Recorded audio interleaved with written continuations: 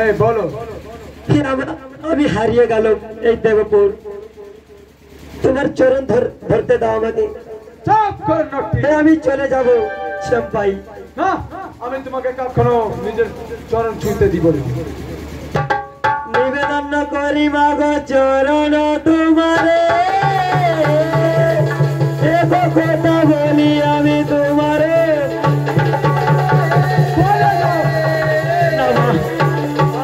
আমি চরণ ধরতে দাও চরণ ধরি বলি গো মাগো আজু গো তোমারে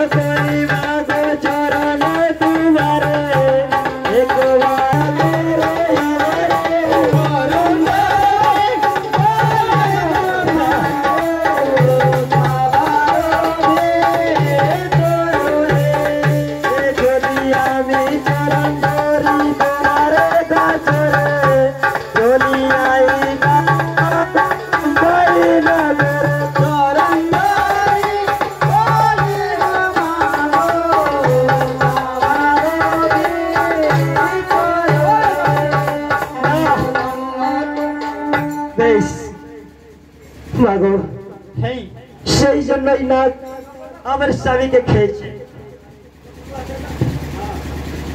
ও বুড়া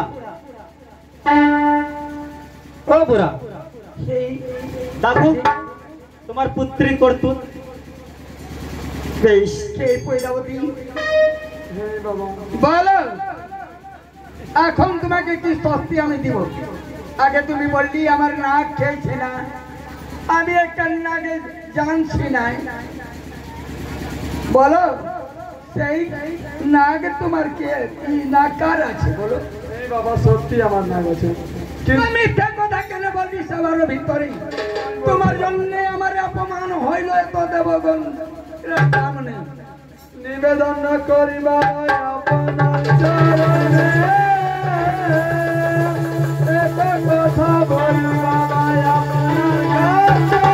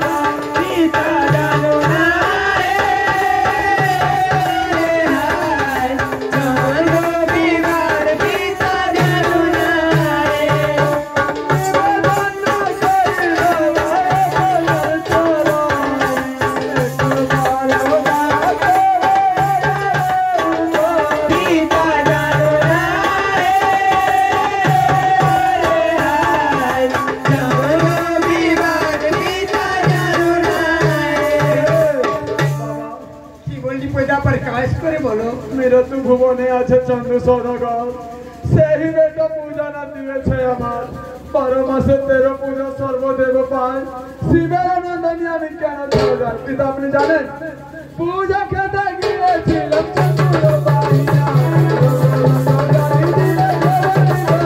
পিতা জানো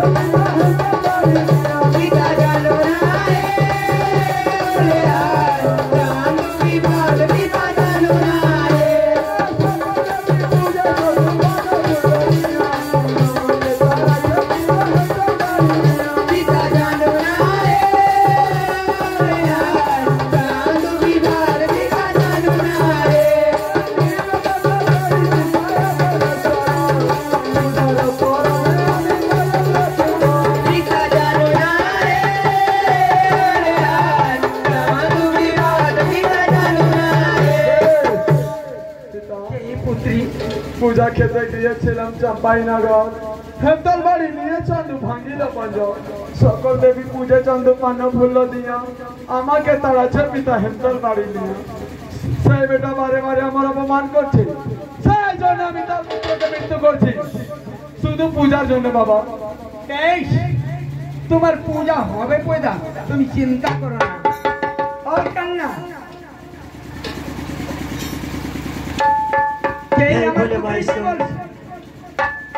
আমার পুত্রী কি বলছে জানো তুমি?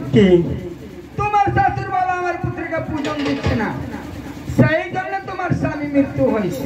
হ্যাঁ তো সত্যি সত্যি এখন পয়দা জীবদান করতে পারবে না। কেন? কেন? তুমি যাকে পুছ করো পয়দা কি বলছে। কেন মাগো? বলো কন্যা, আমি সত্যি তোমার স্বামীকে জীবিত করিব, তুমি আমার পূজন দিবি? হ্যাঁ আমি সত্যি। নিজের শ্বশুর বাবা হাতে আমার পূজন দিবি? হ্যাঁ মাগো, আমি শ্বশুর বাবার হাতে সত্যি দিলাম পূজা তোমার। বাবা এই বলো, যদি আপনি বলছেন জীবিত করতে লক্ষ্মীধর প্রাণ, ব্রহ্মা কমন্ডল অস্ত্র দাও গো, আমাকে দাও। কে বর্মা কমন্ডল, আমার কমন্ডল নিয়ে তারপরে তুমি জীবদান করবি? হে বাবা, পয়দা তুমি জানো? এই আমি বলি শুনো পয়দা বলি গো তো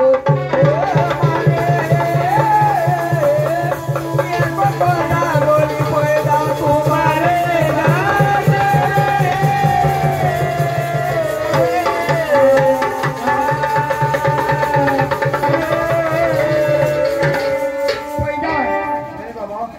তুমি কোনো দেবী নাই, তুমি ব্রহ্মা বিষ্ণু মহেশ্বর চণ্ডী। এত শক্তি আছে, তত শক্তি তোমার মধ্যে আছে। ব্রহ্মা কমন্ডল নিয়ে তুমি করবি কি? তুমি আদি শক্তি দেবী আছে, তুমি নিজে লক্ষ্মীধরকে জীবদান করতে পারবে।